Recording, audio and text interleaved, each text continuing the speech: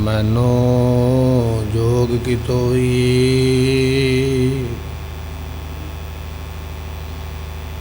मैं निर्गुण यारे को गुण नाही।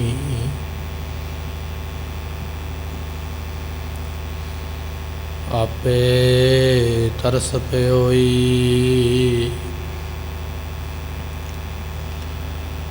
तरस पया मेहरामत होई। सतगुर सज्जन मिलया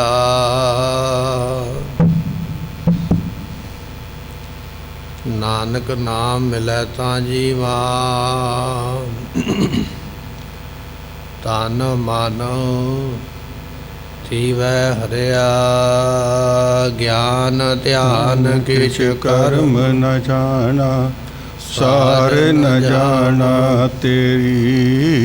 सब ते वड्डा सतगुर नानक जिन कल राखी मेरी।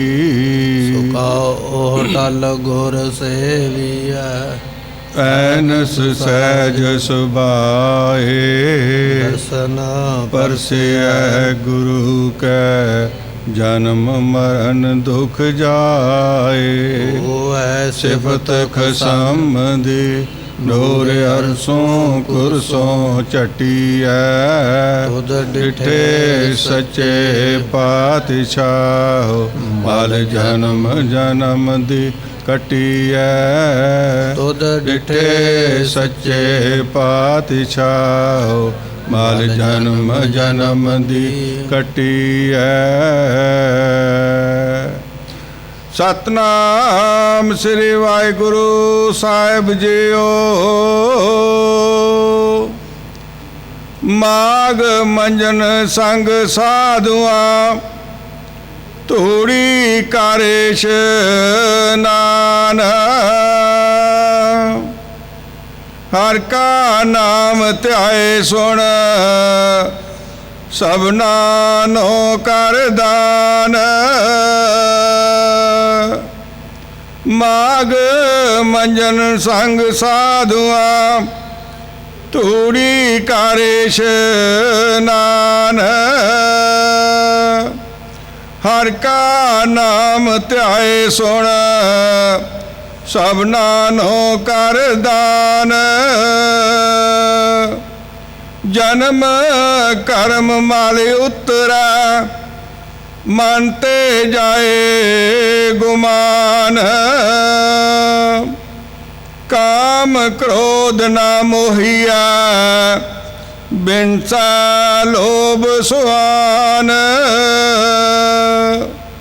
सच्चा मार्ग चलदिया उस्तत करे जहान।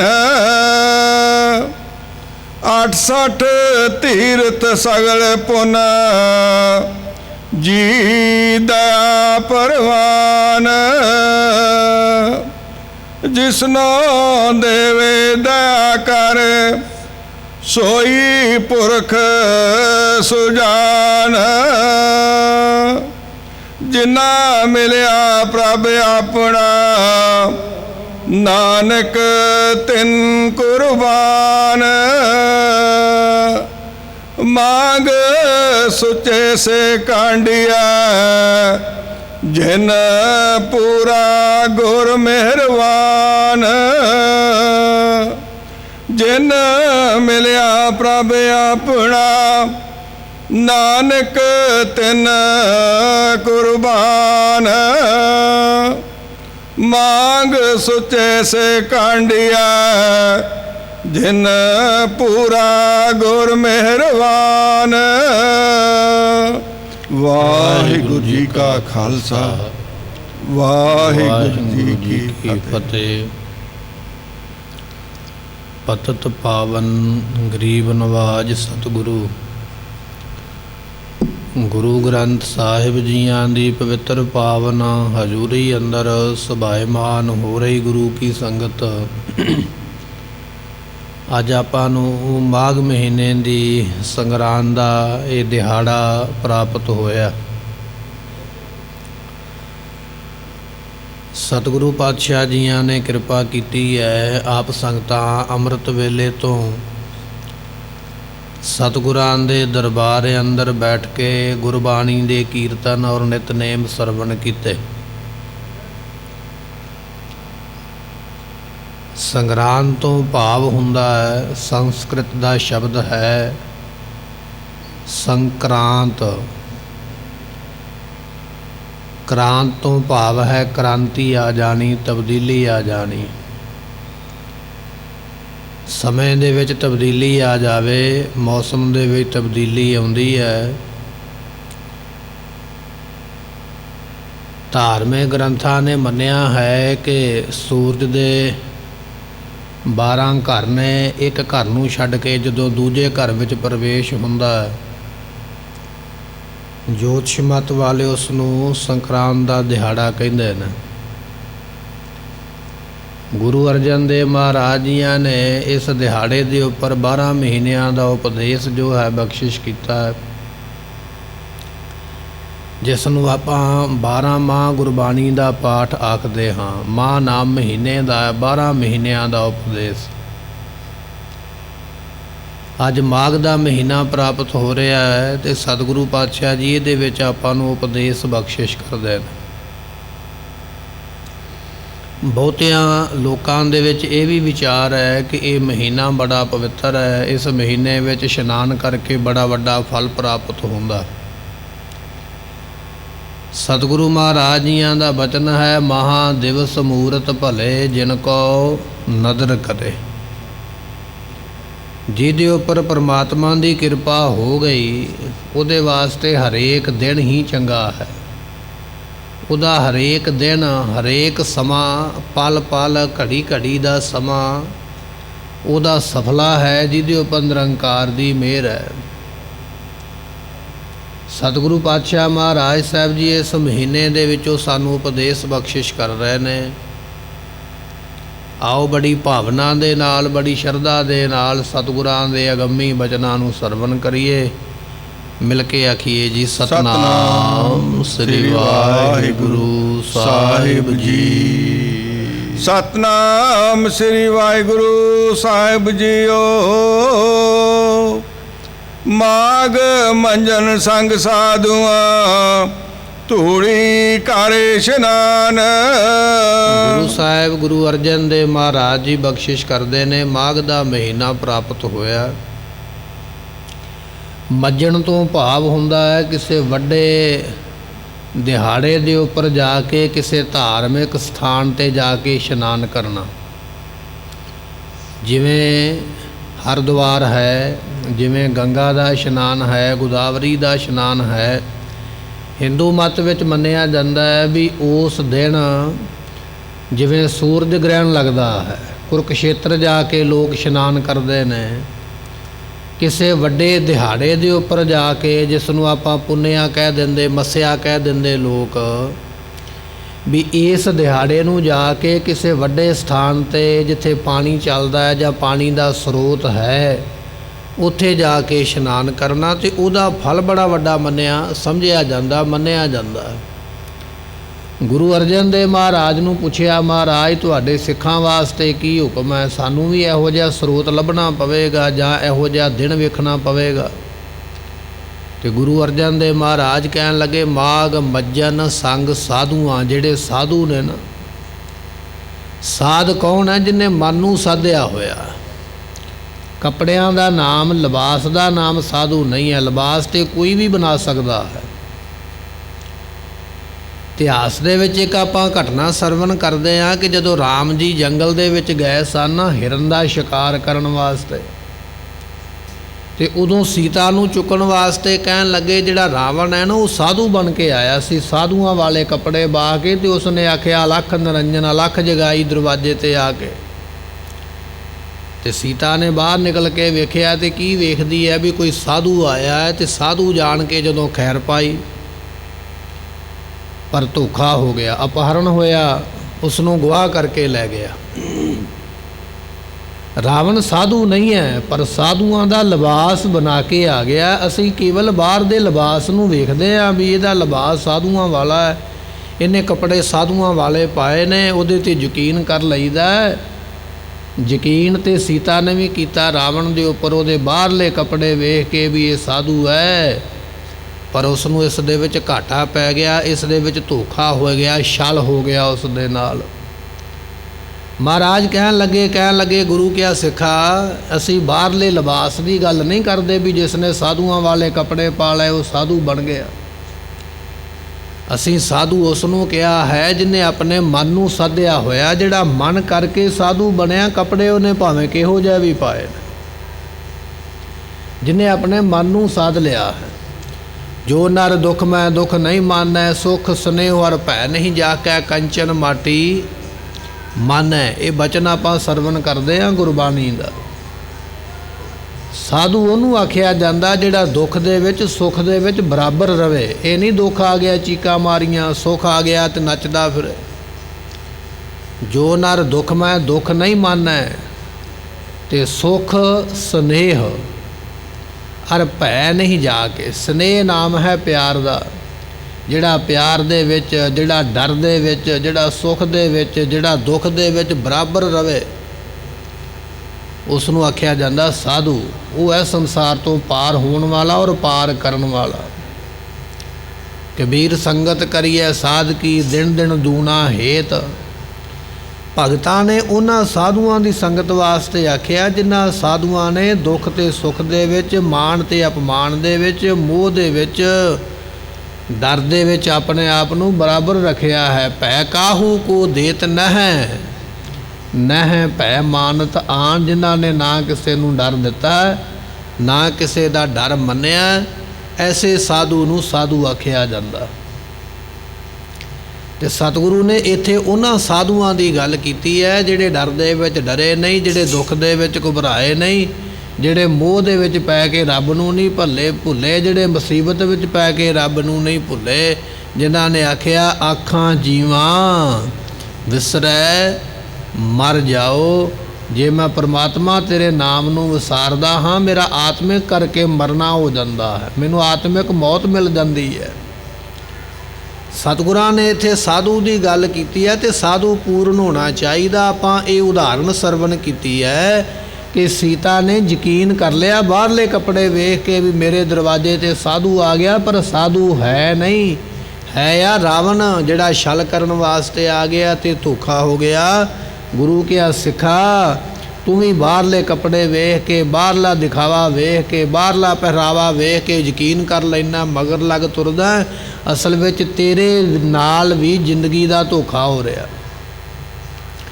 ਜਿਹੜੇ ਤੂੰ ਆਪਣੇ ਜੀਵਨ ਦੇ ਕੀਮਤੀ ਸਾਲ, ਕੀਮਤੀ ਮਹੀਨੇ ਜਿਹੜੇ ਦੁਬਾਰਾ ਤੈਨੂੰ ਨਹੀਂ ਮਿਲਣੇ, ਕਿਸੇ ਦੇ ਮਗਰ ਲੱਗ ਕੇ ਤੂੰ ਬਤੀਤ ਕਰ ਲੈ, ਉਹ ਦੁਬਾਰਾ ਤੈਨੂੰ ਪ੍ਰਾਪਤ ਨਹੀਂ ਹੋਣਗੇ ਤੇ ਧੋਖਾ ਹੀ ਹੋ ਗਿਆ ਨਾ।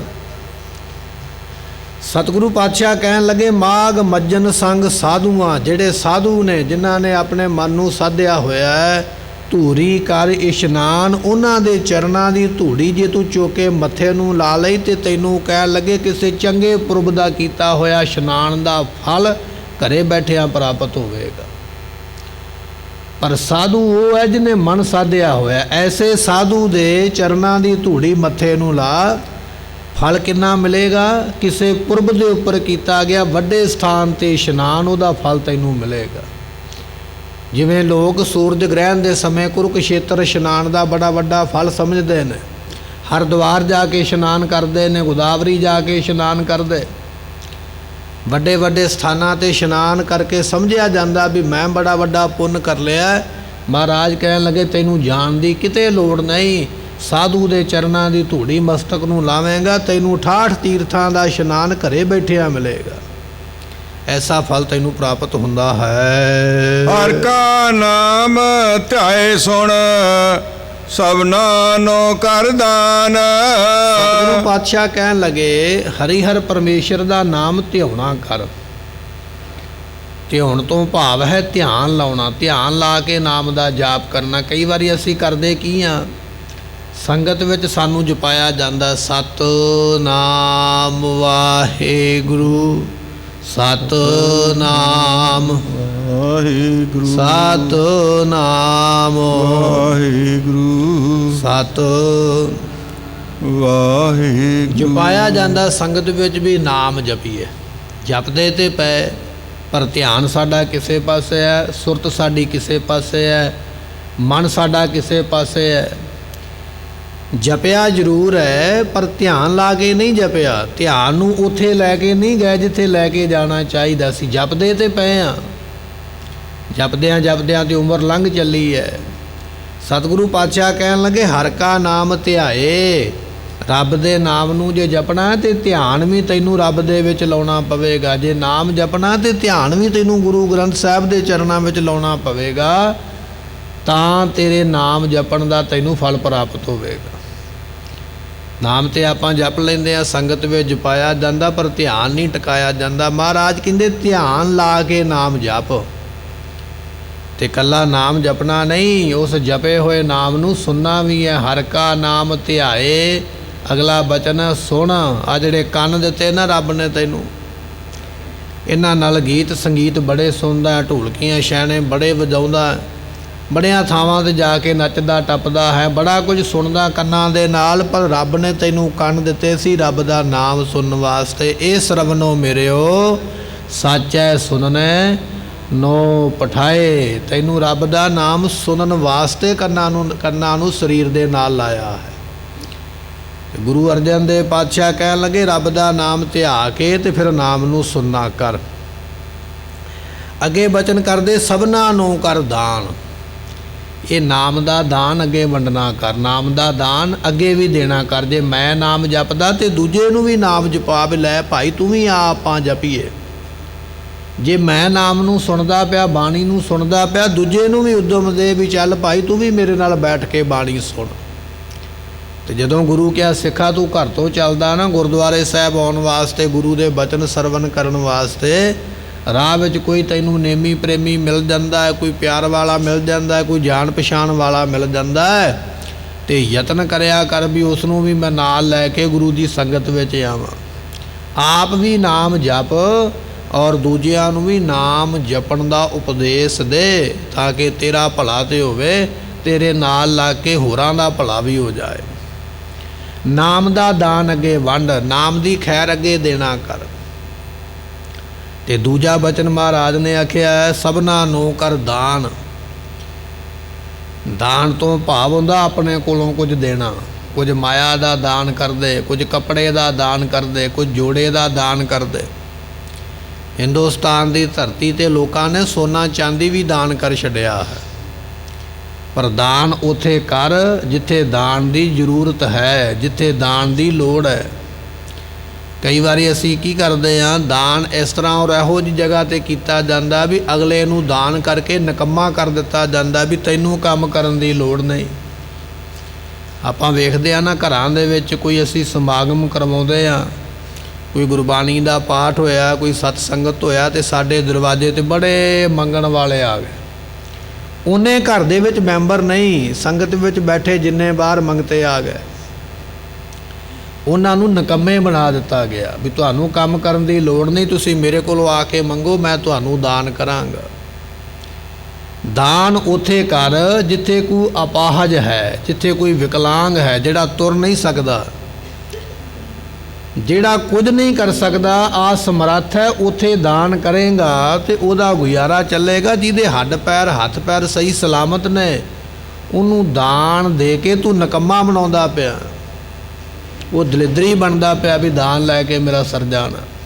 ਤੇ ਕਈ ਵਾਰੀ ਅਸੀਂ ਡਰ ਵੀ ਜਾਂਦੇ ਹਾਂ ਵੀ ਜੇ ਮੈਂ ਇਹਨੂੰ ਦਾਨ ਨਾ ਕੀਤਾ ਕਿਤੇ ਸ਼ਰਾਫ ਨਾ ਦੇ ਦੇਵੇ, ਮੈਨੂੰ ਖੁਸ਼ੀ ਮਿਲੀ ਹੈ ਕਿਤੇ ਦੁੱਖ ਦਾ ਸਮਾਂ ਨਾ ਆ ਜਾਵੇ। ਕਈ ਵਾਰੀ ਸਾਡੇ ਮਨ ਵਿੱਚ ਭੈ ਇਹ ਵੀ ਆ ਜਾਂਦਾ ਹੈ, ਜਿਹੜਾ ਬੰਦਾ ਕੰਮ ਕਰਨ ਜੋਗਾ ਹੋਣ ਦੇ ਬਾਵਜੂਦ ਵੀ ਕੰਮ ਨਹੀਂ ਨਾ ਕਰਦਾ ਤੇ ਦੂਜੇ ਦੇ ਅੱਗੇ ਜਾ ਕੇ ਮੰਗਦਾ, ਤੇ ਫਿਰ ਅਗਲੇ ਨੂੰ ਡਰ ਦਿੰਦਾ ਉਹਦਾ ਦਿੱਤਾ ਹੋਇਆ ਸ਼ਰਾਫ ਤੈਨੂੰ ਨਹੀਂ ਲੱਗੇਗਾ। ਪਰਮਾਤਮਾ ਵੇਖਦਾ ਪਿਆ, ਉਹ ਜਾਣਦਾ ਪਿਆ ਹੈ ਕਿਹਦੇ ਅੰਦਰ ਕਪਟ ਹੈ, ਕਿਹਦੇ ਅੰਦਰ ਛਲ ਹੈ।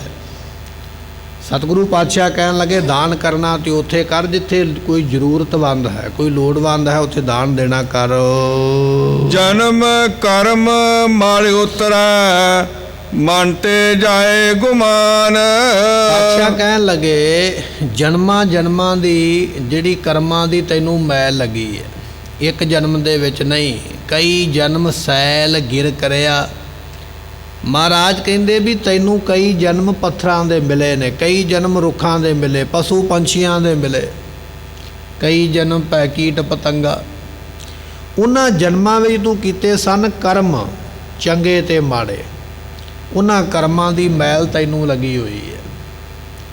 तो जिहड़ा कर्म है ना, कर्म मिटदा नहीं है, कर्म रोग जिहड़ा खत्म नहीं हुंदा, सारी उम्र बंदे दे नाल जांदा। पर महाराज कहन लगे कर्मां दी मैल भी उतर जाएगी अते मन दे विच जिहड़ा हंकार है ना, ये भी तेरा उतर जाएगा। पर उतरेगा उदों जदों तू गुरु दी शरण विच आके नाम नू जपेगा। मन ते जाए गुमान, गुमान नाम है हंकार दा, मन तो हंकार भी चला जाएगा अते जन्मां जन्मां दी जिहड़ी कर्मां दी तैनू मैल लगी हुई है ना, ये कर्मां दी मैल भी उतर जाएगी। राग ते द्वैख दी मैल उतर जाएगी, मोह ते ममता दी मैल निकल जाएगी। राग नाम है ईरखा दा, ईरखा दी मैल, मोह दी मैल भी लह जाती है। जन्म कर्म मल उतरै मन ते जाए गुमान, गुमान नाम हंकार दा, हंकार दा मैल भी निकल जाएगी। सतगुरु पातशाह जियां दा आपां बचन पढ़दे हां, तीरथ बरत अरदान कर मन में धरै गुमान, नानक नेफल जाते ज्यों कुंचरे स्नान। किसी बंदे ने महावत ने जाके हाथी का इशनान कराया, उसनूं नवाया धुआया, बड़ी मेहनत की। हाथी छोटा नहीं है, बड़ा वड्डा हाथी है। सारा दिन लग गया हाथी नूं नवाउंदियां नवाउंदियां, पर नवाउण वाला बड़ा खुश है, मेरा हाथी बड़ा चमक पिया है, बड़ा सोहना लगता है। पर हाथी पानी चों बाहर निकलिया, उन्हें सुहा फिर अपने सिर ते पा ली, रेता मिट्टी चुक के फिर पा ली है। महाराज कहन लगे जिवें हाथी नूं इशनान कराउंदे सारा दिन लंघिया, पर उन्हें झाटी अपने आप नूं फिर गंदा कर लिया। इसे तरह जिहड़ा बंदा है ना, तीर्थ यात्रा एक दिन नहीं हो जाती, कई दिन पैदल चल के जाना पैंदा, कई दिन लग गए तीर्थ यात्रा करदे। तीर्थ अते वरत रखिया ते सारा दिन भुखा रहा, सवेर तो लैके शाम तक कई घंटे भुखा रहा।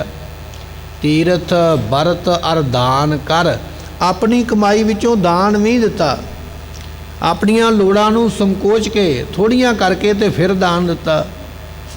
पर पातशाह कहन लगे तीर्थ वरत अर दान कर मन में धरै गुमान। हंकार तो एक मिनट च ही आ गया। तीर्थ यात्रा करदियां कई दिन लंघ गए, वरत रखदियां सारा दिन लंघ गया, 12-13 घंटे लग गए। अपनियां लोड़ां नूं संकोच के दान दिता, ये कुछ करदियां करदियां ते कई घंटे लगे।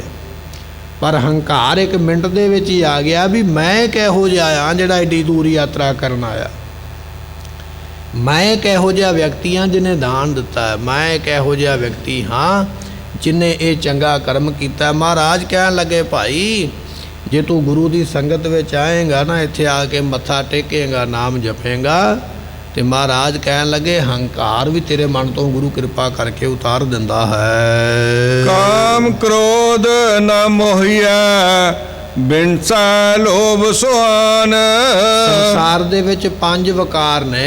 पहला है काम, काम दा वकार भी सतगुरु दूर कर देंदे। काम माया कुंचर को व्यापै।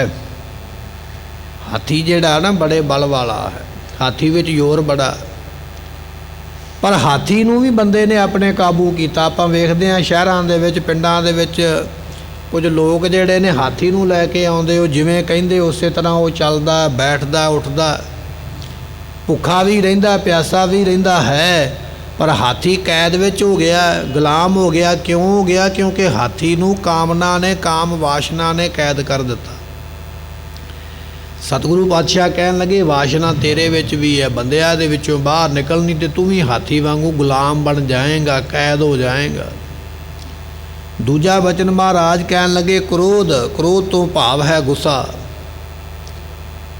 अपने गुस्से के उपर भी कंट्रोल कर, इनू भी जरना सिख, क्योंकि गुस्से विच कीता गया कर्म तैनू कई महीने और कई साल सज़ा वास्ते सुट सकदा। गुस्से विच कतल किया, 1 मिनट लग गया कतल करदियां, 2 मिनट लग गए, पर जदों उस कतल की सज़ा मिली ना, जेल विच सुटिया गया, ਜੇਲ੍ਹ ਵਿੱਚ ਬੈਠਾ ਹੁਣ ਪਛਤਾਉਂਦਾ ਹੈ, ਹੁਣ ਰੋਂਦਾ ਹੈ ਵੀ ਜੇ ਉਹ ਸਮਾਂ ਮੈਂ ਟਾਲ ਜਾਂਦਾ ਤੇ ਹੋ ਸਕਦਾ ਇੰਨੀ ਮੁਸੀਬਤ ਨਾ ਆਉਂਦੀ। ਕ੍ਰੋਧ ਜਿਹੜਾ ਹੈ ਉਹ ਮਨੁੱਖ ਨੂੰ ਖਤਮ ਕਰ ਦਿੰਦਾ ਹੈ। ਇੱਕ ਵਿਅਕਤੀ ਕਹਿਣ ਲੱਗੇ ਬੰਦੂਕ ਲੈਣ ਵਾਸਤੇ ਬਾਜ਼ਾਰ ਵਿੱਚ ਚਲਾ ਗਿਆ। ਦੁਕਾਨਦਾਰ ਨੂੰ ਜਾ ਕੇ ਪੁੱਛਿਆ, ਕਹਿਣ ਲੱਗਾ ਇਹ ਬੰਦੂਕ ਜਿਹੜੀ ਮੈਂ ਲੈਣ ਲੱਗਾ ਹਾਂ, ਹਥਿਆਰ ਲੈਣ ਲੱਗਾ, ਇਹਦੀ ਮਾਰ ਕਿੱਥੋਂ ਕੁ ਤੱਕ ਹੈ? ਦੁਕਾਨਦਾਰ ਬੜਾ ਸਿਆਣਾ ਸੀ, ਕਹਿਣ ਲੱਗਾ ਜੇ ਅੱਗੇ ਇਹਨੂੰ ਚਲਾਏਗਾ 1 ਕਿੱਲੇ ਤੱਕ ਮਾਰ ਕਰੇਗੀ ਤੇ ਪਿੱਛੇ ਇਹਨੂੰ 10 ਕਿੱਲਿਆਂ ਨੂੰ ਮਾਰ ਕਰੇਗੀ। ਹਥਿਆਰ ਲੈਣ ਵਾਲਾ ਹੈਰਾਨ ਹੋ ਗਿਆ, ਇਹ ਕਿਹੋ ਜਿਹਾ ਹਥਿਆਰ ਹੈ ਜਿਹੜਾ ਅੱਗੇ ਇਹਨੂੰ 1 ਕਿੱਲਾ ਤੇ ਪਿੱਛੇ ਇਹਨੂੰ 10 ਕਿੱਲੇ ਮਾਰ ਕਰਦਾ? ਕਹਿਣ ਲੱਗਾ ਮੈਂ ਸਮਝਿਆ ਨਹੀਂ ਵੀ ਇਹਦੇ ਵਿੱਚ ਕੀ ਗੱਲ ਹੈ, ਮੈਨੂੰ ਸਮਝਾ। ਦੁਕਾਨਦਾਰ ਕਹਿਣ ਲੱਗਾ ਸਮਝਾਉਣ ਵਾਲੀ ਗੱਲ ਇਹ ਹੈ, ਜਦੋਂ ਅੱਗੇ ਨੂੰ ਚਲਾਏਗਾ ਨਾ, ਕਿਸੇ ਨੂੰ ਮਾਰੇਗਾ ਤੇ ਜਿਹੜੇ ਪਿੱਛੇ 10 ਕਿੱਲੇ ਤੈਨੂੰ ਆਉਂਦੇ ਹੋਣਗੇ ਨਾ ਉਹ ਸਾਰੇ ਵਿਕ ਜਾਣਗੇ ਇਹਦਾ ਨਿਬੇੜਾ ਕਰਦਿਆਂ ਕਰਦਿਆਂ। ਕ੍ਰੋਧ ਵਿੱਚ ਆ ਕੇ, ਗੁੱਸੇ ਵਿੱਚ ਆ ਕੇ ਚਲਾ ਤੇ ਦੇਵੇਂਗਾ, ਪਰ ਜਦੋਂ ਉਸ ਚਲਾਈ ਹੋਈ ਚੀਜ਼ ਦਾ ਤੈਨੂੰ ਖਮਿਆਜਾ ਭੁਗਤਣਾ ਪਵੇਗਾ ਨਾ, ਉਸ ਵੇਲੇ ਜੋ ਤੇਰੇ ਕੋਲ ਧਨ ਮਾਲ ਹੋਵੇਗਾ ਸਾਰਾ ਹੀ ਲੱਗ ਜਾਏਗਾ, ਖਤਮ ਹੋ ਜਾਏਗਾ। ਮਹਾਰਾਜ ਕਹਿਣ ਲੱਗੇ ਕਾਮ ਤੇ ਦੂਜਾ ਬਚਨ ਹੈ ਕ੍ਰੋਧ, ਤੀਜਾ ਬਚਨ ਹੈ ਮੋਹ। ਮੋਹ ਵੀ ਖਤਮ ਹੋ ਜਾਏਗਾ। ਬਿਨਸੈ ਲੋਭ ਸਵਾਨ, ਇਹ ਲੋਭ ਰੂਪੀ ਜਿਹੜਾ ਕੁੱਤਾ ਹੈ ਇਹ ਵੀ ਮਰ ਜਾਏਗਾ। ਜਿਵੇਂ ਕੁੱਤੇ ਦੇ ਮੂੰਹ ਵਿੱਚੋਂ ਝੱਗ ਵਗਦੀ ਨਾ, ਹਰ ਵੇਲੇ ਹਲਕਿਆ ਕੁੱਤਾ ਤੇ ਉਹਦੇ ਮੂੰਹ ਵਿੱਚੋਂ ਝੱਗ ਨਿਕਲਦੀ ਹੈ। ਲੋਭੀ ਬੰਦੇ ਦੇ ਮੂੰਹ ਦੇ ਵਿੱਚੋਂ ਵੀ ਲੋਭ ਦੀਆਂ ਹਰ ਵੇਲੇ ਲਾਲਾਂ ਡਿੱਗਦੀਆਂ ਰਹਿੰਦੀਆਂ, ਇੱਥੋਂ ਵੀ ਕੁਝ ਮਿਲ ਜਾਵੇ, ਇੱਥੋਂ ਵੀ ਕੁਝ ਮਿਲ ਜਾਵੇ। ਮਹਾਰਾਜ ਕਹਿਣ ਲੱਗੇ ਲੋਭ ਰੂਪੀ ਕੁੱਤਾ ਵੀ ਤੇਰਾ ਦੂਰ ਹੋ ਜਾਏਗਾ। ਸੱਚਾ ਮਾਰਗ ਚੱਲਦਿਆਂ ਉਸਤਤ ਕਰੇ ਜਹਾਨ। ਜਿਹੜਾ ਸੱਚੇ ਮਾਰਗ ਦੇ ਉੱਪਰ ਚੱਲਦਾ ਹੈ ਉਹਦੀ ਵਡਿਆਈ ਸਾਰੇ ਕਰਦੇ ਨੇ, ਪਰ ਗੁਰਮੁਖੋ ਸੱਚੇ ਮਾਰਗ ਤੇ ਚੱਲਣਾ ਬੜਾ ਔਖਾ ਹੈ। ਮਹਾਰਾਜ ਦਾ ਬਚਨ ਹੈ ਕਲਯੁਗ ਰਥ ਅਗਨ ਕਾ, ਕੂੜ ਅੱਗੇ ਰਥ ਵਾਹੋ। ਆਸਾ ਦੀ ਵਾਰ ਵਿੱਚ ਬਚਨ ਸੁਣਿਆ, ਕਲਯੁਗ ਨੂੰ ਚਲਾਉਣ ਵਾਲਾ ਜਿਹੜਾ ਉਹਦਾ ਡਰਾਈਵਰ ਰੱਖਿਆ ਹੋਇਆ ਝੂਠ ਹੈ। ਕਲਯੁਗ ਦਾ ਯੁੱਗ ਜਿਹੜਾ ਝੂਠ ਦੇ ਆਸਰੇ ਚੱਲਦਾ ਪਿਆ, ਤੇ ਫਿਰ ਕਲਯੁਗ ਦੇ ਵਿੱਚ ਸੱਚ ਬੋਲਣਾ ਬੜਾ ਔਖਾ ਹੈ। ਜਿਨ੍ਹਾਂ ਨੇ ਸੱਚ ਬੋਲਿਆ ਉਹ ਸੰਸਾਰ ਵਿੱਚ ਅਮਰ ਹੋ ਗਏ, ਪਰ ਸੱਚ ਬੋਲਣਾ ਬੜਾ ਔਖਾ ਹੈ। ਸੱਚ ਕੀ ਹੈ? ਸਾਚੀ ਬਾਣੀ ਮਿੱਠੀ ਅੰਮ੍ਰਿਤ ਧਾਰ। ਸੱਚਾ ਤੇ ਕੇਵਲ ਗੁਰੂ ਗ੍ਰੰਥ ਸਾਹਿਬ ਦਾ ਨਾਮ ਹੀ ਹੈ, ਗੁਰਬਾਣੀ ਹੈ ਸੱਚੀ। ਸੱਚ ਬੋਲਣਾ ਬੜਾ ਔਖਾ ਹੈ, ਸੱਚ ਸੁਣਨਾ ਬੜਾ ਔਖਾ ਹੈ, ਸੱਚ ਕਹਿਣਾ ਬੜਾ ਔਖਾ ਹੈ। ਪਰ ਮਹਾਰਾਜ ਕਹਿਣ ਲੱਗੇ ਸੱਚਾ ਮਾਰਗ ਚੱਲਦਿਆਂ ਜਿਹੜੇ ਸੱਚ ਦੇ ਰਸਤੇ ਤੇ ਚੱਲੇ ਨੇ, ਦੁਨਿਆਵੀ ਤੌਰ ਤੇ ਕਸ਼ਟ ਤੇ ਉਹਨਾਂ ਦੇ ਆਏ ਹੋਣਗੇ, ਪਰ ਮਹਾਰਾਜ ਕਹਿਣ ਲੱਗੇ ਉਸਤਤ ਕਰੈ ਜਹਾਨ। ਇਸ ਦੁਨੀਆ ਵਿੱਚ ਉਹਨਾਂ ਦੀ ਰਹਿੰਦਿਆਂ ਵੀ ਵਡਿਆਈ ਹੋ ਗਈ। ਜਦੋਂ ਦੁਨੀਆ ਛੱਡ ਕੇ ਪਰਲੋਕ ਨੂੰ ਗਏ ਉਸ ਵੇਲੇ ਵੀ ਉਹਨਾਂ ਦੀ ਵਡਿਆਈ ਹੋਈ ਹੈ। ਸਾਰੀ ਸ੍ਰਿਸ਼ਟੀ, ਸਾਰੇ ਲੋਕ ਸੱਚ ਬੋਲਣ ਵਾਲਿਆਂ ਨੂੰ ਸਦਾ ਹੀ ਮਾਣ ਸਨਮਾਨ ਦਿੰਦੇ, ਸਦਾ ਹੀ ਉਹਨਾਂ ਦੀ ਵਡਿਆਈ ਕਰਦੇ ਹਨ। 68 ਤੀਰਥ ਸਗਲ ਪੁੰਨ ਜੀ ਦਇਆ ਪਰਵਾਨ। ਸਤਿਗੁਰੂ ਪਾਤਸ਼ਾਹ ਕਹਿਣ ਲੱਗੇ ਜੀਵ ਦੇ ਉੱਪਰ ਦਇਆ ਕਰਨੀ 68 ਤੀਰਥਾਂ ਦਾ ਫਲ ਤੈਨੂੰ ਪ੍ਰਾਪਤ ਹੋਵੇਗਾ। ਹਿੰਦੂ ਮਤ ਦੇ ਵਿੱਚ ਜਿਹੜੇ ਸ਼ਾਸਤਰ ਲਿਖੇ ਗਏ ਨੇ, ਸ਼ਾਸਤਰਾਂ ਵਿੱਚ, ਪੁਰਾਣਾਂ ਵਿੱਚ ਲਿਖਿਆ ਹੈ ਵੀ 68 ਤੀਰਥਾਂ ਦੇ ਇਸ਼ਨਾਨ ਦਾ ਬੜਾ ਵੱਡਾ ਫਲ ਹੈ। ਅਤੇ ਹਿੰਦੂ ਧਰਮ ਦੇ ਜਿਹੜੇ ਲੋਕ ਨੇ, ਇਹ ਉਹਨਾਂ ਦਾ ਸੁਪਨਾ ਹੁੰਦਾ ਕਿ ਮੈਂ ਆਪਣੀ ਜ਼ਿੰਦਗੀ ਦੇ ਵਿੱਚ ਉਹਨਾਂ 68 ਤੀਰਥਾਂ 'ਤੇ ਇਸ਼ਨਾਨ ਕਰਨਾ। ਕਈਆਂ ਦਾ ਸੁਪਨਾ ਪੂਰਾ ਹੁੰਦਾ, ਬਹੁਤਿਆਂ ਦਾ ਵਿੱਚੇ ਰਹਿ ਜਾਂਦਾ। ਗੁਰੂ ਅਰਜਨ ਦੇਵ ਪਾਤਸ਼ਾਹ ਕਹਿਣ ਲੱਗੇ ਤੈਨੂੰ 68 ਤੀਰਥਾਂ 'ਤੇ ਇਸ਼ਨਾਨ ਕਰਨ ਦੀ ਲੋੜ ਨਹੀਂ, ਘਰੇ ਫਲ ਮਿਲੇਗਾ। ਪਰ ਮਿਲੇਗਾ ਕਿਵੇਂ? ਜੀ ਦਇਆ ਪ੍ਰਵਾਨ। ਜਦੋਂ ਕਿਸੇ ਜੀਵ ਦੇ ਉੱਪਰ ਦਇਆ ਕਰੇਗਾ, ਜਦੋਂ ਕਿਸੇ ਦੇ ਉੱਪਰ ਤਰਸ ਕਰੇਗਾ, ਉਦੋਂ ਤੈਨੂੰ 68 ਤੀਰਥਾਂ ਦੇ ਇਸ਼ਨਾਨ ਦਾ ਫਲ ਮਿਲੇਗਾ। ਪਰ ਮਨੁੱਖ ਦੀ ਬਿਰਤੀ ਕਿਹੋ ਜਿਹੀ ਹੈ, ਅਸੀਂ ਕੰਮ ਕਿਸੇ ਦਾ ਕਰਨਾ ਤੇ ਦੂਰ ਦੀ ਗੱਲ ਹੈ, ਪਰ ਕਿਸੇ ਦਾ ਕੰਮ ਹੁੰਦਾ ਹੋਵੇ ਅਸੀਂ ਉਹ ਵੀ ਨਹੀਂ ਹੋਣ ਦਿੰਦੇ। ਆਖੀਦਾ ਵੀ ਇਹ ਨਹੀਂ ਹੋਣਾ ਚਾਹੀਦਾ, ਇਹ ਨਹੀਂ ਹੋਣਾ ਚਾਹੀਦਾ। ਸਾਡੇ ਮਨ ਵਿੱਚ ਦਇਆ ਆਈ ਨਹੀਂ ਹੈ। ਦੁਆਪਰ ਯੁੱਗ ਦੇ ਵਿੱਚ ਇੱਕ ਰਾਜਾ ਹੋਇਆ, ਨਾਮ ਹੈ ਦੁਰਯੋਧਨ, ਬੜਾ ਵੱਡਾ ਰਾਜਾ। ਤੇ ਕਹਿਣ ਲੱਗੇ ਇੱਕ ਦਿਨ ਕੀ ਹੋਇਆ, ਭਗਵਾਨ ਕ੍ਰਿਸ਼ਨ ਜੀਆਂ ਦੇ ਦਰਸ਼ਨਾਂ ਨੂੰ ਆਇਆ। ਭਗਵਾਨ ਜੀ ਉਸ ਨੂੰ ਕਿਹਾ ਕਰਦੇ ਸਨ ਵੀ ਆਓ ਰਾਜਨ ਬੈਠੋ, ਰਾਜਾ ਕਹਿ ਕੇ ਸੰਬੋਧਨ ਕਰਦੇ। ਇੱਕ ਦਿਨ ਕਹਿਣ ਲੱਗੇ ਰਾਜਾ ਆ ਰਿਹਾ ਸੀ ਜੰਗਲ ਦੇ ਵਿੱਚ ਤੇ ਕੀ ਵੇਖਦਾ ਵੀ ਇੱਕ ਭੀਲਾਂ ਦੀ ਲੜਕੀ ਜੰਗਲ ਦੇ ਵਿੱਚ ਰਹਿਣ ਵਾਲੀ, ਜੰਗਲ ਵਿੱਚ ਨਿਵਾਸ ਕਰਨ ਵਾਲੀ ਲੜਕੀ ਜੰਗਲ ਵਿੱਚ ਬੈਠੀ ਹੈ। ਉਹਨੇ ਬੱਚੇ ਨੂੰ ਜਨਮ ਦੇਣਾ ਹੈ ਪਰ ਕੋਲ ਉਹਦੇ ਹੈ ਕੋਈ ਨਹੀਂ। ਉਹ ਦਰਦ ਦੇ ਨਾਲ ਕੁਰਲਾਉਂਦੀ ਪਈ ਹੈ। ਜਦੋਂ ਰਾਜੇ ਦੀ ਨਿਗਾਹ ਪਈ ਤੇ ਮਨ ਵਿੱਚ ਸੋਚਿਆ ਵੀ ਜੇ ਇਹਦੀ ਮਦਦ ਮੈਂ ਨਾ ਕੀਤੀ ਇਹ ਆਪ ਵੀ ਮਰ ਜਾਏਗੀ, ਜਿਸ ਬੱਚੇ ਨੂੰ ਜਨਮ ਦੇਣਾ ਉਸਨੇ ਵੀ ਮਰ ਜਾਣਾ ਹੈ। ਮੈਨੂੰ ਇਹਨਾਂ ਦੋਵਾਂ ਦੀ ਜਾਨ ਬਚਾਉਣੀ ਚਾਹੀਦੀ ਹੈ, ਕਿਉਂਕਿ ਇਸ ਵੇਲੇ ਹੋਰ ਕੋਈ ਮਦਦ ਕਰਨ ਵਾਲਾ ਨਹੀਂ। ਆਪਣੀਆਂ ਅੱਖਾਂ ਦੇ ਉੱਪਰ ਪੱਟੀ ਬੰਨ੍ਹ ਲਈ ਕਿ ਮੇਰਾ ਧਰਮ ਹੈ, ਮੈਂ ਇੱਕ ਪਰਾਇਆ ਆਦਮੀ ਹਾਂ, ਮੈਂ ਇਸ ਨੂੰ ਵੇਖਣਾ ਨਹੀਂ ਪਰ ਮਦਦ ਜ਼ਰੂਰ ਕਰਨੀ ਹੈ। ਅੱਖਾਂ 'ਤੇ ਪੱਟੀ ਬੰਨ੍ਹ ਕੇ ਉਸ ਲੜਕੀ ਦੇ ਕੋਲੋਂ ਬਾਲਕ ਦਾ ਜਨਮ ਕਰਵਾਇਆ। ਦਇਆ ਕੀਤੀ, ਦੋ ਜੀਆਂ ਨੂੰ ਬਚਾ ਦਿੱਤਾ, ਬੱਚੇ ਨੂੰ ਔਰ ਬੱਚੇ ਨੂੰ ਜਨਮ ਦੇਣ ਵਾਲੀ ਮਾਂ ਨੂੰ। ਤੇ ਜਦੋਂ ਇਹ ਕਿਰਿਆ ਕਰਕੇ ਭਗਵਾਨ ਦੇ ਕੋਲ ਗਏ ਤੇ ਉਸ ਵੇਲੇ ਭਗਵਾਨ ਜੀ ਬੜੇ ਖੁਸ਼ ਹੋਏ। ਉਹਨਾਂ ਨੇ ਫਿਰ ਰਾਜਨ ਨਹੀਂ ਕਿਹਾ, ਕਹਿਣ ਲੱਗੇ ਆਓ ਧਰਮਾਤਮਾ ਜੀ ਆ ਕੇ ਬੈਠੋ। ਇਹ ਸੁਣ ਕੇ ਉਸ ਵੇਲੇ ਪੁੱਛਿਆ ਰਾਜੇ ਨੇ, ਕਹਿਣ ਲੱਗਾ ਜੀ ਅੱਗੇ ਮੈਨੂੰ ਰਾਜਾ ਕਹਿੰਦੇ ਅੱਜ ਤੁਸੀਂ ਇਹ ਸ਼ਬਦ ਕਿਉਂ ਵਰਤਿਆ? ਕਹਿਣ ਲੱਗੇ ਅੱਜ ਤੂੰ ਦਇਆ ਦਾ ਬੜਾ ਵੱਡਾ ਇੱਕ ਕੰਮ ਕਰਕੇ ਆਇਆ, ਦਇਆ ਕਰਕੇ ਆਇਆ, ਦੋ ਜੀਆਂ ਦੀ ਜਾਨ ਬਚਾ ਕੇ ਆਇਆ। ਅੱਜ ਤੈਨੂੰ ਰਾਜੇ ਦੇ ਨਾਲੋਂ ਵੱਡੇ ਸ਼ਬਦ ਨਾਲ ਅਸੀਂ ਸੰਬੋਧਨ ਕੀਤਾ। ਸਤਿਗੁਰੂ ਪਾਤਸ਼ਾਹ ਕਹਿਣ ਲੱਗੇ ਉਦਾਹਰਨ ਹੈ ਕੇਵਲ ਸਮਝਣ ਵਾਸਤੇ ਕਿ ਜਿਵੇਂ ਉਸ ਰਾਜੇ ਦੇ ਮਨ ਵਿੱਚ ਦਇਆ ਆ ਗਈ ਮੈਂ ਮਦਦ ਕਰਾਂ, ਇਹਨਾਂ ਦੀ ਜਾਨ ਬਚਾਵਾਂ। ਬੰਦਿਆ ਜ਼ਿੰਦਗੀ ਵਿੱਚ ਤੇਰੇ ਸਾਹਮਣੇ ਵੀ ਕਈ ਇਹੋ ਜਿਹੇ ਸਮੇਂ ਆਉਂਦੇ ਹੋਣਗੇ ਜਿੱਥੇ ਤੇਰੀ ਜ਼ਰੂਰਤ ਹੋਵੇਗੀ, ਤੇਰੇ ਕਹਿਣ ਦੇ ਨਾਲ ਕਿਸੇ ਦਾ ਜੀਵਨ ਬਚੇਗਾ।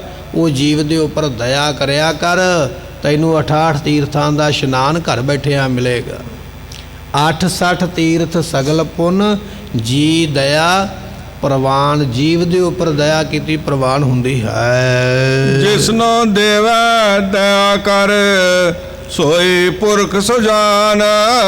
ਜਿਸ ਨੂੰ ਪ੍ਰਮਾਤਮਾ ਦਇਆ ਕਰਕੇ, ਪ੍ਰਮਾਤਮਾ ਮਿਹਰ ਕਰਕੇ, ਕਿਰਪਾ ਕਰਕੇ ਨਾਮ ਦੀ ਖੈਰ ਝੋਲੀ ਵਿੱਚ ਪਾਉਂਦਾ ਹੈ, ਉਸ ਦੇ ਹੀ ਝੋਲੀ ਵਿੱਚ ਨਾਮ ਦੀ ਖੈਰ ਪੈਂਦੀ ਹੈ। ਉਹੀ ਇਸ ਨਾਮ ਨੂੰ ਜਪਦਾ ਹੈ। ਜਿਸ ਨੂੰ ਦੇਵੇ ਦਇਆ ਕਰ, ਜਿਹਦੇ ਉੱਪਰ ਕਰ ਦੇਵੇ ਪ੍ਰਮਾਤਮਾ ਕਿਰਪਾ।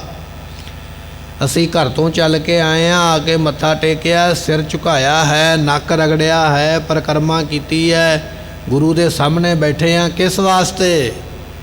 ਇਹ ਸਭ ਕੁਝ ਅਸੀਂ ਤਾਂ ਕੀਤਾ ਵੀ ਸਾਨੂੰ ਸਿਰ ਝੁਕਾਉਂਦਿਆਂ ਵੇਖ ਕੇ, ਸਾਨੂੰ ਝੁਕਦਿਆਂ ਵੇਖ ਕੇ ਮੇਰਾ ਗੁਰੂ ਮੇਰੇ 'ਤੇ ਖੁਸ਼ ਹੋ ਜਾਵੇ ਵੀ ਇਹ ਝੁਕਦਾ ਪਿਆ, ਮੈਂ ਇਹਦੇ 'ਤੇ ਦਇਆ ਕਰਾਂ, ਇਹਦੀ ਝੋਲੀ ਵਿੱਚ ਨਾਮ ਦਾ ਕਿਣਕਾ ਪਾ ਦੇਵਾਂ। ਤੇ ਅਸੀਂ ਕਿਸੇ ਆਪਣੇ ਵੱਡੇ ਦੇ ਗੋਡੀਆਂ ਹੱਥ ਲਾ ਦਈਏ ਨਾ, ਰਸਤੇ ਵਿੱਚ ਕੋਈ ਮਿਲ ਜਾਵੇ ਤੇ ਉਹ ਸੀਸ ਦਿੰਦਾ, ਉਹ ਆਸ਼ੀਰਵਾਦ ਦਿੰਦਾ ਹੈ। ਪਰ ਗੁਰੂ ਦੇ ਅੱਗੇ ਆ ਕੇ ਤੇ ਸਿੱਖ ਨੇ ਆਪਣਾ ਸਿਰ ਝੁਕਾ ਦਿੱਤਾ, ਮੱਥਾ ਟੇਕਿਆ, ਤੇ ਫਿਰ ਗੁਰੂ ਸਾਨੂੰ ਅਸੀਸ ਕਿਉਂ ਨਹੀਂ ਦੇਵੇਗਾ? ਕਿਉਂ ਨਹੀਂ ਸਾਡੇ ਤੇ ਦਇਆ ਕਰੇਗਾ? ਮਹਾਰਾਜ ਕਹਿਣ ਲੱਗੇ ਜਿਸ ਨੂੰ ਦੇਵੇ ਦਇਆ ਕਰ। ਅਸੀਂ ਕੇਵਲ ਮੱਥਾ ਟੇਕ ਕੇ ਪ੍ਰਸ਼ਾਦ ਲੈਣ ਵਾਸਤੇ ਨਹੀਂ ਆਏ, ਕੇਵਲ ਇਹ ਨਹੀਂ ਕਹਿਣ ਵਾਸਤੇ ਆਏ ਵੀ ਅੱਜ ਸਾਨੂੰ ਆ ਮਹੀਨਾ ਮਿਲਿਆ ਤੇ ਬੜਾ ਸੁੱਖ ਦਾ ਹੋਵੇ। ਅਸੀਂ ਤਾਂ ਆਏ ਹਾਂ ਕਿ ਸਾਡਾ ਗੁਰੂ ਸਾਡੇ ਤੇ ਦਇਆ ਕਰੇ, ਸਾਡੇ ਤੇ ਮਿਹਰ ਕਰੇ ਤੇ ਸਾਨੂੰ ਸਫਲਾ ਕਰ ਲਵੇ। ਅੱਜ ਦੇ ਦਿਨ ਮਾਘੀ ਦਾ ਇਸ਼ਨਾਨ ਜਿਹੜਾ ਨਾ ਮੁਕਤਸਰ ਸਾਹਿਬ ਦੀ ਧਰਤੀ ਤੇ ਬੇਅੰਤ ਸੰਗਤਾਂ ਜਿਹੜੀਆਂ ਨੇ ਇਸ ਦਿਹਾੜੇ ਦੇ ਅੱਜ ਦੇ ਦਿਨ ਜਾ ਕੇ ਮਾਘੀ ਦਾ ਇਸ਼ਨਾਨ ਮੁਕਤਸਰ ਦੀ ਧਰਤੀ ਤੇ ਕੀਤਾ ਜਾ ਰਿਹਾ। ਕਾਹਦੇ ਵਾਸਤੇ? ਵੀ ਉੱਥੇ ਦਇਆ ਕੀਤੀ ਹੈ ਧੰਨ ਗੁਰੂ ਗੋਬਿੰਦ ਸਿੰਘ ਮਹਾਰਾਜ ਜੀਆਂ ਨੇ। ਭਾਵੇਂ ਕਿ ਇਹ ਜਿਹੜਾ ਮਾਘੀ ਦਾ ਦਿਹਾੜਾ ਆਪਾਂ ਮਨਾਉਂਦੇ ਪਏ ਹਾਂ, ਮਾਘੀ ਮੁਕਤਸਰ ਦੇ ਵਿੱਚ ਇਹ ਜੰਗ ਠੰਡ ਦੇ ਵਿੱਚ ਨਹੀਂ ਬਲਕਿ ਬੜੀ ਭਿਆਨਕ ਗਰਮੀ ਦੇ ਵਿੱਚ ਜੰਗ ਹੋਇਆ ਸੀ ਮੁਕਤਸਰ ਸਾਹਿਬ ਦੀ ਧਰਤੀ ਤੇ, ਜਿਹੜਾ 10ਵੇਂ ਪਾਤਸ਼ਾਹ ਮਹਾਰਾਜ ਨੇ ਕੀਤਾ। ਪਰ ਉਹਨਾਂ ਸਮਿਆਂ ਦੇ ਵਿੱਚ ਪਾਣੀ ਜਿਹੜਾ ਹੈ ਨਾ, ਬੜੀ ਪਾਣੀ ਦੀ ਦਿੱਕਤ ਹੋਣ ਕਰਕੇ ਮਾਲਵੇ ਦੇ ਵਿੱਚ ਪਾਣੀ ਨਹੀਂ ਸੀ ਮਿਲਦਾ, ਸੰਗਤਾਂ ਇਕੱਠੀਆਂ ਤੇ ਹੋ ਜਾਂਦੀਆਂ। ਉਸ ਵੇਲੇ ਜਿਹੜੇ ਮਹਾਤਮਾ ਸਨ, ਗੁਰਮੁਖ ਸਨ, ਸਿੱਖ ਕੌਮ ਦੇ ਮੋਢੀ ਸਨ, ਉਹਨਾਂ ਨੇ ਫਿਰ ਇਹ ਫੈਸਲਾ ਕੀਤਾ ਵੀ ਇਹ ਜਿਹੜਾ ਦਿਨ ਹੈ ਨਾ ਆਪਾਂ ਸਿਆਲ ਦੇ ਵਿੱਚ ਮਾਘ ਦੇ ਮਹੀਨੇ ਦੀ 1 ਤਰੀਕ ਨੂੰ ਮਨਾਇਆ ਕਰੀਏ। ਠੰਡ ਦੇ ਵਿੱਚ ਪਾਣੀ ਦੀ ਲੋੜ ਘੱਟ ਹੋਵੇਗੀ ਅਤੇ ਪਾਣੀ ਦੀ ਲੋੜ ਘੱਟ ਹੋਣ ਕਾਰਨ ਪਾਣੀ ਘੱਟ ਵਰਤਣਾ ਪਵੇਗਾ। ਸੰਗਤਾਂ ਇਸ਼ਨਾਨ ਵੀ ਕਰ ਸਕਦੀਆਂ ਔਰ ਇੱਥੇ ਆ ਕੇ ਦਰਸ਼ਨ ਵੀ ਕਰ ਸਕਦੀਆਂ। ਤਾਂ ਕਰਕੇ ਉਹ 1 ਮਾਘ ਨੂੰ ਉਹ ਜਿਹੜਾ ਦਿਹਾੜਾ ਉੱਥੇ ਮਨਾਇਆ ਜਾਂਦਾ। ਜੰਗ ਤੇ ਵੈਸੇ ਗਰਮੀ 'ਚ ਹੋਇਆ ਪਰ ਉਹ ਏਡਾ ਵੱਡਾ ਸਥਾਨ ਮਹਾਰਾਜ ਨੇ ਬਣਵਾ ਕੇ ਉਸ ਨੂੰ 40 ਮੁਕਤਿਆਂ ਨੇ ਜਿੱਥੇ ਸ਼ਹੀਦੀ ਪ੍ਰਾਪਤ ਕੀਤੀ ਉਸ ਨੂੰ ਆਖਿਆ ਮੁਕਤਸਰ, ਮੁਕਤੀ ਦਾ ਸਰੋਵਰ। ਜਿੱਥੇ ਕੋਈ ਇਸ਼ਨਾਨ ਕਰੇਗਾ ਮੁਕਤ ਹੋ ਜਾਏਗਾ। ਉੱਥੇ ਗੁਰੂ ਕਿਆ ਸਿੱਖਾਂ ਨੇ ਕੁਰਬਾਨੀ ਕੀਤੀ ਹੈ। ਮੁਕਤਸਰ ਤੋਂ ਭਾਵ ਆਪਾਂ ਮੁਕਤਸਰ ਕਹਿ ਦਿੰਦੇ ਆ, ਮੁਕਤੀ ਦਾ ਸਰ ਸਰੋਵਰ, ਜਿੱਥੇ ਮਹਾਰਾਜ ਜੀਆਂ ਨੇ ਏਡੀ ਵੱਡੀ ਦਾਤ ਸਿੱਖਾਂ ਨੂੰ ਬਖਸ਼ਿਸ਼ ਕੀਤੀ ਹੈ। 10ਵੇਂ ਪਾਤਸ਼ਾਹ ਮਹਾਰਾਜ ਨੇ ਚਰਨ ਪਾਏ। ਅੱਜ ਦੇ ਦਿਨ ਮਾਘੀ ਦਾ ਦਿਹਾੜਾ ਜਾਣ ਕੇ ਸੰਗਤਾਂ ਉੱਥੇ ਇਸ਼ਨਾਨ ਕਰ ਰਹੀਆਂ। ਪਰ ਮਹਾਰਾਜ ਕਹਿਣ ਲੱਗੇ ਜਿਸ ਨੂੰ ਦੇਵੇ ਦਇਆ ਕਰ। ਇਹ ਦਇਆ ਕੀਤੀ ਹੈ ਧੰਨ ਗੁਰੂ ਗੋਬਿੰਦ ਸਿੰਘ ਮਹਾਰਾਜ ਜੀਆਂ ਨੇ ਭਾਈ ਮਹਾਂ ਸਿੰਘ ਦੇ ਉੱਪਰ। ਜਦੋਂ ਆਖਿਆ ਮਹਾਰਾਜ ਟੁੱਟੀ ਗੰਢ ਲਵੋ ਬਿਦਾਵਾ ਪਾੜ ਦੇਵੋ, ਸਾਰਾ ਇਤਿਹਾਸ ਮੁਕਤਸਰ ਸਾਹਿਬ ਦੀ ਧਰਤੀ ਤੇ ਮਹਾਰਾਜ ਨੇ ਵਰਤਾਇਆ। ਤੇ ਸਤਿਗੁਰੂ ਪਾਤਸ਼ਾਹ ਮਹਾਰਾਜ ਸਾਹਿਬ ਜੀਆਂ ਨੂੰ ਉਸ ਵੇਲੇ ਟੁੱਟੀ ਗੰਢ ਕੇ ਮਹਾਰਾਜ ਜੀਆਂ ਨੇ ਵਰ ਬਖਸ਼ਿਸ਼ ਕੀਤੇ, ਜਿਹੜਾ ਇੱਥੇ ਇਸ਼ਨਾਨ ਕਰੇਗਾ ਆ ਕੇ ਪਹੁੰਚੇਗਾ, ਇਹਨਾਂ 40 ਮੁਕਤਿਆਂ ਦੀ ਕੁਰਬਾਨੀ ਨੂੰ ਸਰਵਣ ਕਰੇਗਾ, ਉਹ ਆਪ ਮੁਕਤ ਹੋ ਜਾਏਗਾ। ਐਸੀ ਦਇਆ ਕੀਤੀ 10ਵੇਂ ਪਾਤਸ਼ਾਹ ਮਹਾਰਾਜ ਜੀਆਂ ਨੇ।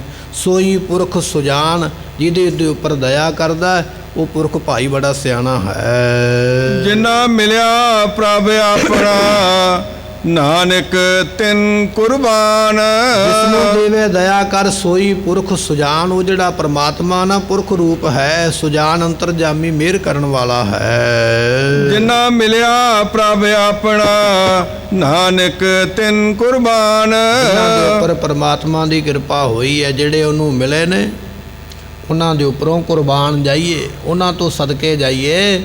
ਮਹਾਰਾਜ ਕਿਹਨਾਂ ਤੋਂ? ਸਤਿਗੁਰੂ ਪਾਤਸ਼ਾਹ ਕਹਿਣ ਲੱਗੇ ਜਿਹੜੇ ਰੱਬ ਨੂੰ ਮਿਲੇ ਹੋਏ ਨੇ, ਜਿਹੜੇ ਪਰਮਾਤਮਾ ਨੂੰ ਮਿਲ ਚੁੱਕੇ ਨੇ, ਐਸੀਆਂ ਰੂਹਾਂ ਤੋਂ ਕੁਰਬਾਨ ਜਾਈਏ। ਨਾਨਕ ਜਿਨ੍ਹਾਂ ਮਿਲਿਆ ਪ੍ਰਭ ਆਪਣਾ, ਜਿਨ੍ਹਾਂ ਨੇ ਰੱਬ ਨੂੰ ਆਪਣਾ ਜਾਣ ਕੇ ਰੱਬ ਨਾਲ ਮਿਲ ਗਏ, ਰੱਬ ਦਾ ਰੂਪ ਹੋ ਗਏ। ਨਾਨਕ ਤਿੰਨ ਕੁਰਬਾਨ, ਉਹਨਾਂ ਗੁਰਮੁਖਾਂ ਤੋਂ, ਉਹਨਾਂ ਮਹਾਂਪੁਰਖਾਂ ਤੋਂ ਕੁਰਬਾਨ ਜਾਈਏ, ਸਦਕੇ ਜਾਣਾ ਕਰੀਏ। ਮਾਂਗ ਸੁੱਚੇ ਸੇ ਕਾਂਡੀਐ, ਜਿਨ ਪੂਰਾ ਗੁਰ ਮਿਹਰਵਾਨ। ਗੁਰੂ ਅਰਜਨ ਦੇਵ ਪਾਤਸ਼ਾਹ ਮਹਾਰਾਜ ਸਾਹਿਬ ਜੀ ਬਖਸ਼ਿਸ਼ ਕਰਦੇ ਨੇ, ਕਹਿਣ ਲੱਗੇ ਮਾਘ ਦੇ ਮਹੀਨੇ ਦੇ ਵਿੱਚ ਉਹ ਸੁੱਚੇ ਕੱਢੇ ਜਾਣਗੇ, ਉਹ ਪਵਿੱਤਰ ਕੱਢੇ ਜਾਣਗੇ ਜੀਵ, ਜਿਨ੍ਹਾਂ ਦੇ ਉੱਪਰ ਪੂਰਾ ਗੁਰੂ ਮਿਹਰਵਾਨ ਹੋਵੇਗਾ। ਮਿਹਰਵਾਨ